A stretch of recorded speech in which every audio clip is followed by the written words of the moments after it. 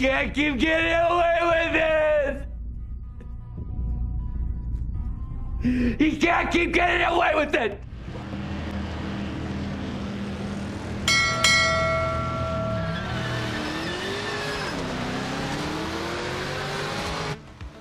Alright guys, so if that didn't prove a point, where to start? All the influencers have destroyed it. Majority of them had an early access period where they were playing the game. Majority of those reviews that you just seen were released within the first few hours of the game being out. Within the first few hours of the game being out, it had already had an update that made most of those reviews invalid. Now, most of those reviews had problems with the GT3 cars and the LMDHs, of which were definitely broken. Now, they were fixed 2.5 days later. The other massively mentioned problems were feedback. I had feedback issues, but I found a workaround within the first day before the patch. So I think people were just being lazy and not being thorough with trying settings on their wheel, or, you know, something as simple as turning their wheel on and off again. It's not ideal, it's definitely a bug and a glitch, but it was never not there to begin with, and a lot of the reviewers kind of sold it like there was no feedback at all. So I'm here to speak about the game truthfully and honestly. It's got a lot of problems when it comes to stability and crashes, and it did have those problems with those few classes, but they were fixed almost immediately, and anybody who knows their gaming history knows that there's been games that have been released and heavily destroyed on review because of something that was there in a preview build and never made it to the full release of the game, but it heavily affects the legacy or, you know, any chance of the game making sales when reviewers do that. So when we get to it, we will talk about all the pros and the cons, but there are definitely a lot of cons. I'll get them off the bat straight away, but also get my very honest thoughts about what I think a lot of reviewers did. They just wanted to get the clickbait out there and the hate mail and the rage bait, and it worked for them. They got the clicks, they got the, you know, the sheep going, and they're all fired up. So we'll move on to the next thing. Watch the world. 6 Nm I'm on my tyre, on my wheel. 6 nanometers.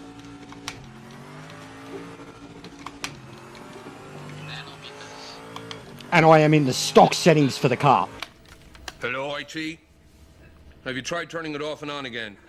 Hello, IT? Have you tried turning it off and on again? Hello, IT. Yeah, have you tried turning it off and on again? Come on, mate. Where's the steering arm? Where's the steering? It gets worse at high speed.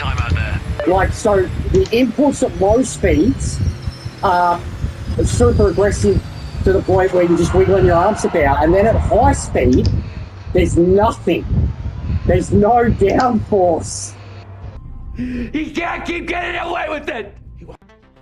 Alright, so all jokes aside, we get it. The LMDHs were broken, the GT3s weren't too great, but I am insisting that within a few days they were fixed. Within update 1.51, whatever you want to call it, they were fixed.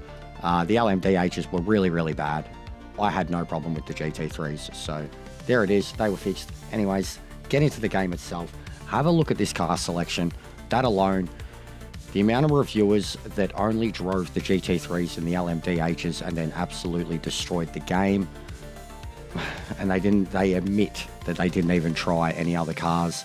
I went into this game wanting all the older cars. You know, we have GT cars in every single other game that ever exists. That's all they focused on, and there was a couple of them that didn't work, and the word just spread, and it couldn't be further from the truth. You know, it's about 10%, not even less than that, than what actually was in the game, and unfortunately that's what got out there. Anyways, I got the game for the career mode, and I know a lot of other people did. The depth in the career mode is insane, and the amount of reviewers that didn't even touch on that.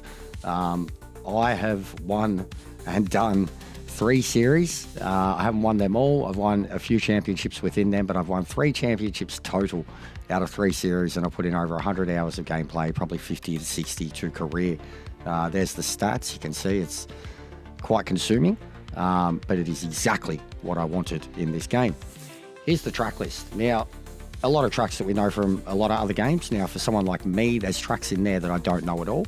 A lot of the North American, Canadian ones like that, they are absolutely exceptional and quickly becoming my favourite tracks on the game.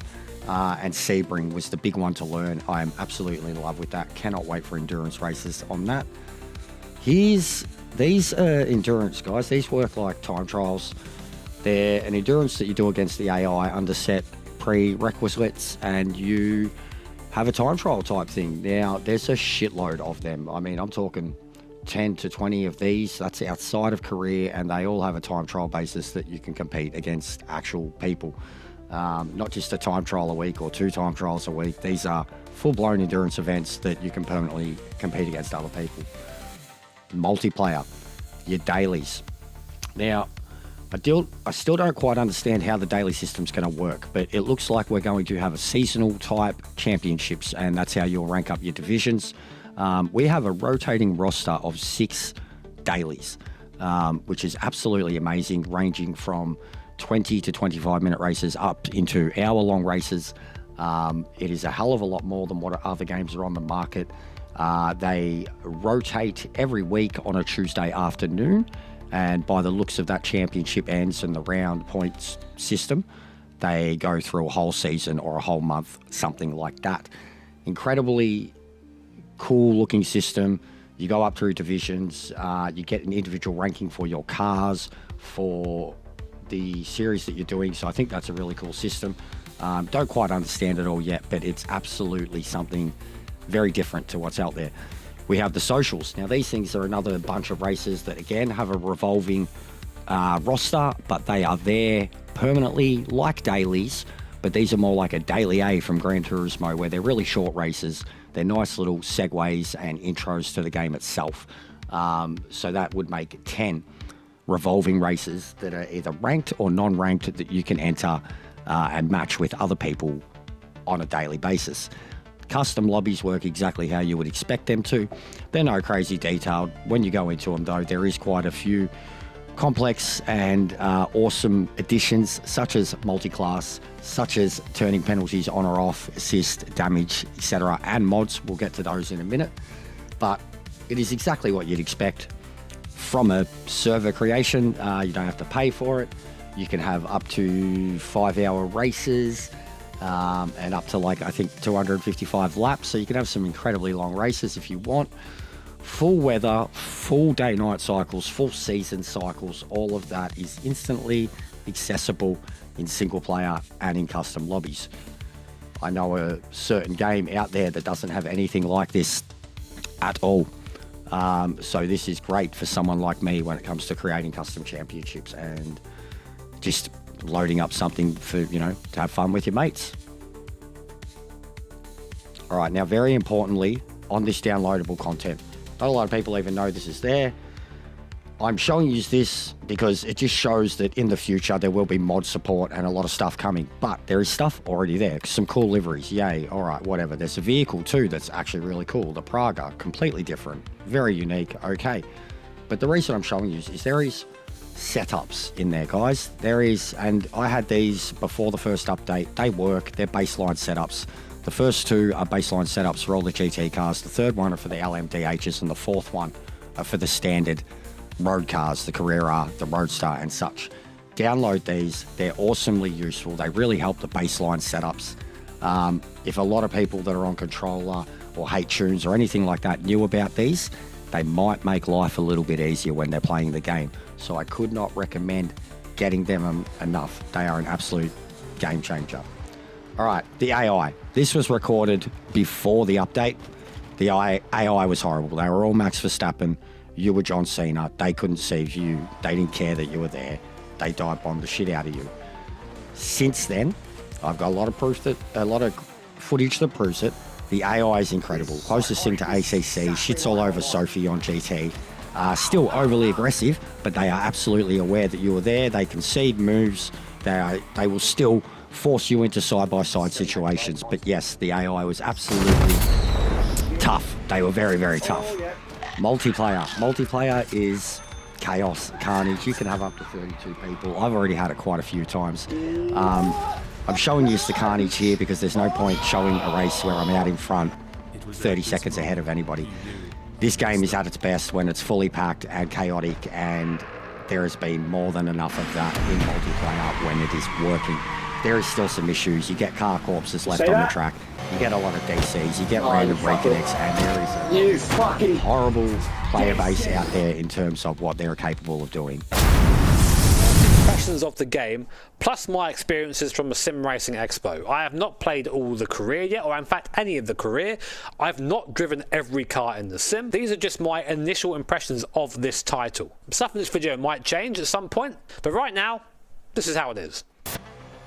Now, if that disclaimer wasn't enough proof of how much people are overreacting to the reviews, especially when it comes to people that hadn't got the game, haven't played the game, and aren't interested in the game, but boy are they enjoying bagging it out.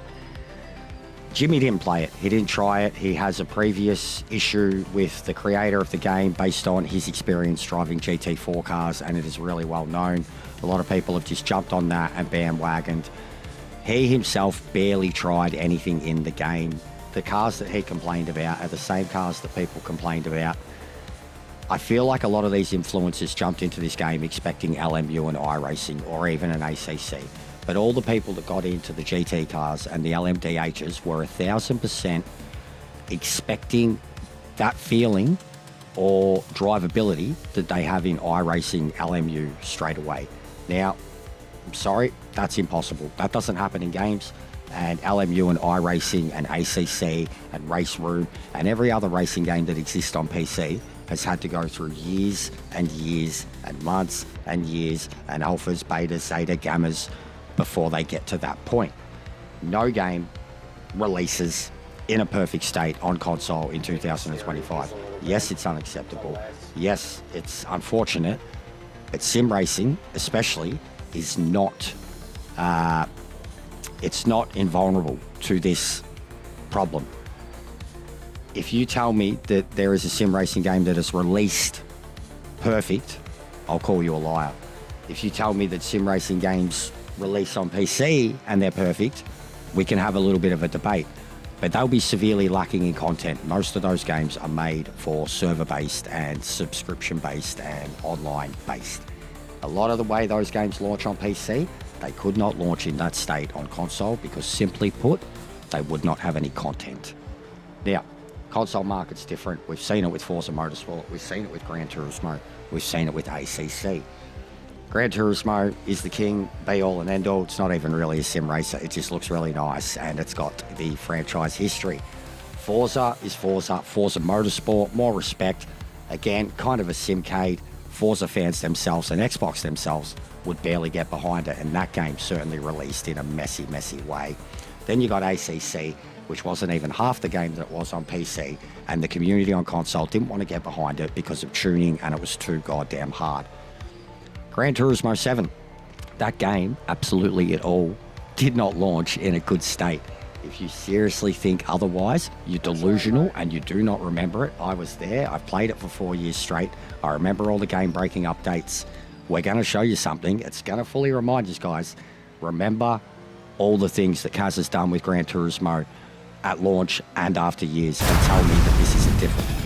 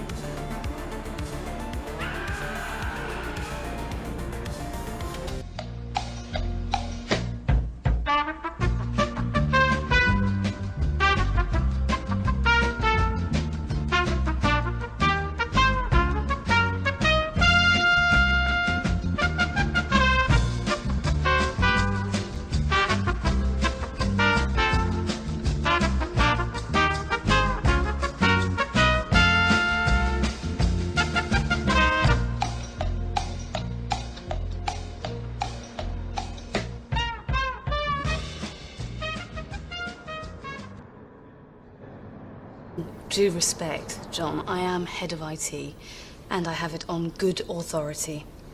If you type Google into Google, you can break the internet, so please, no one try it, even for a joke. It's not a laughing matter. You can break the internet.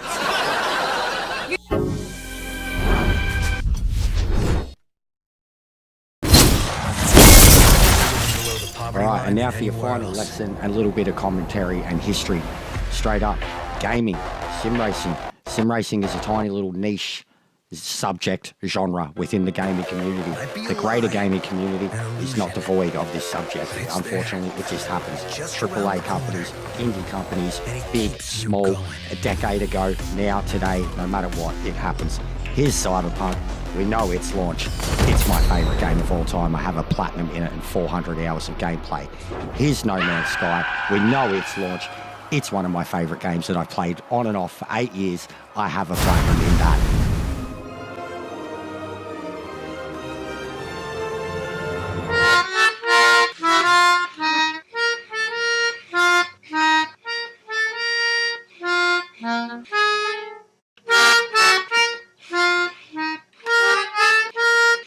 People don't know that the most infamous game launch in history belongs to No Man's Sky. When it was first announced at E3 2014, Hello Games was promising an infinite universe you could explore with procedurally generated worlds, and people were so hyped up for this game that it sold over 1 million copies during its first week of release. But when they actually got the chance to sit down and play it, everybody was feeling like they got scammed. The exotic wildlife was just copy-pasting different animal parts together, and the bugs in No Man's Sky were so rampant that players were either getting stranded on planets in a game that's all about space exploration, or just outright falling through the map. There were so many broken promises and missing features that the player base just nosedived after just 1 month of the game being out. This made Hello Games the laughingstock of the internet, and this is where normally every other game studio would just take the money and run. But Hello Games did something different here. They actually wanted to see No Man's Sky be the game that they originally promised it to be, so they quietly kept working on fixing everything that was wrong with No Man's Sky over the years. The redemption arc was so huge for Hello Games that they went from having the worst product launch in gaming history to winning actual game awards for No Man's Sky.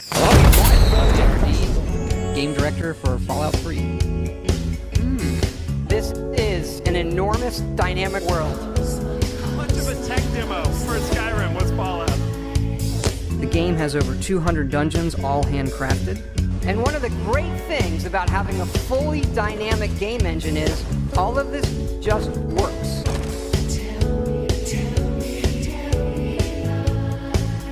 I was the kid. I was writing games when I was, 12, whatever. And the other kids in the block would say, I'm going to play quarterback for the Cowboys. And I'd be like, I'm going to make video games and everyone's going to play them. Like, you dork. Go back to the chess club. Who's laughing now? Alright, so that's it for the gaming history lessons. Here's the game in its current state, post-updates against the AI. And my God, am I in love with it. I am smashing the career mode, really starting to learn a lot from it. Some of the cars, this one in particular, no traction, no ABS, it's just pure mechanical grip, and it is an absolute pleasure to drive. The AI are absolutely worthy. They are hard. You have to push to catch up with them. You have to be consistent. You have to be clean. You can race them. You can pass them. You can still make a little bit of side contact with them, and it is okay. Once you get used to racing around this AI, it is one of the best I've raced against. It's still not as clean or as tight as ACC's AI, but it is getting there. It is absolutely acceptable for a game that has been out for 2 weeks, and it shits all over anything Gran Turismo has to offer. Now, the driving mechanics of this game is what is absolutely feeding me right now. The feeling that I am getting out of my DD Pro wheel is unlike anything that I've gotten out of any other racing game I have played. I have got a really good wheel settings going now and a really good baseline car settings. I barely have to do anything to the feedback of the cars. I'm starting to get a great understanding of tuning and setups. The game is very, very in-depth for anybody that wants to use it as a tool to learn racecraft. And that was kind of the main reason I got it. Career mode, to get better and more of a challenge. I knew it was going to be hard. I didn't expect it to be as hard as it was. I'm not complaining about that. I've raged at it. I am not denying either the problems with it. I've had so many crashes, so many DCs, most of them truthfully related to multiplayer. Mate, you tell me a game that's launched with perfect servers, GTA had them, Gran Turismo had them, FIFA had them, Wrestling had them. There are so many games that are made by bigger companies than the company who made this, bigger companies than Gran Turismo, bigger companies than CD Projekt Red, and they release broken games all the fucking time. So seriously, guys, the people that are saying how dare they this and that, yeah, gaming's a bit broken at the moment, but sim racing is not invulnerable to these type of problems, and the people that are acting like it is have seriously got their head up their ass and have just gone on the complete offensive and are completely disregarding the launches of any other games that have come before it, any updates that get added and broken a game. Like when they say, how can they release this untested and broken, but it's okay for Kaz to release an update 1, 2, 3 years later after Gran Turismo 7 that entirely break the game, and everyone seems to forget that. So here's a game that's meant to be perfect, that is released in an entire state, and he breaks it, and everyone has entirely forgotten that. So I think the double standards are coming through thick and fast from this racing community. The best way to find out if you want to play this game is to play it yourself or listen to someone who is playing it. I'm really enjoying it. I don't really have much else to add. I don't want to get salty. I'm sick of the bitterness that everyone is throwing around. Whether you love it or leave it, try it. I've gathered everybody here to share something, to tell everybody. Let people enjoy things. Mr. SpongeBob, I like killing people and committing genocide. Should I enjoy it? Let that man enjoy his genocide. Who's laughing now?